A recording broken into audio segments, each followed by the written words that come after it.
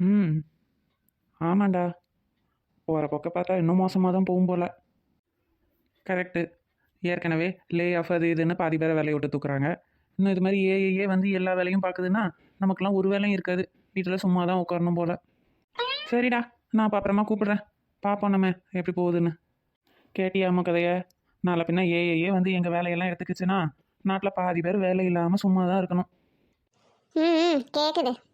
என்ன அம்மோ எவ்வளோ பெரிய விஷயம் சொல்லிக்கிட்டு இருக்கிறேன், நீ பாட்டுக்கு ஊன்ட்டு வீடு பெருக்கிட்டே இருக்க.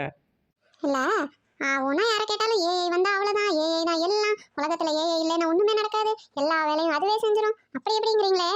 அதான் நானும் யோசிக்கிறேன், இந்த வீடு பெருக்க, பாத்திரம் கழுவ, துணியெல்லாம் மடிச்சு வைக்க, காய போட, இதுக்கெல்லாம் எப்போ அந்த ஏஐ வரும்ன்ட்டு யோசிச்சுக்கிட்டு இருக்கேன். அப்போ தானே எங்களுக்கும் வேலை இல்லாமல் இருக்கும். காய பழந்துக்கிட்டு வழியில் நிற்காம அங்கிட்டு ஓரமாக போய் நில்லுங்க. வீடெல்லாம் பெருக்கிட்டு நான் சமைக்க வேற போகணும். அதுக்கு எந்த ஏஐ வரப்போகுதோ?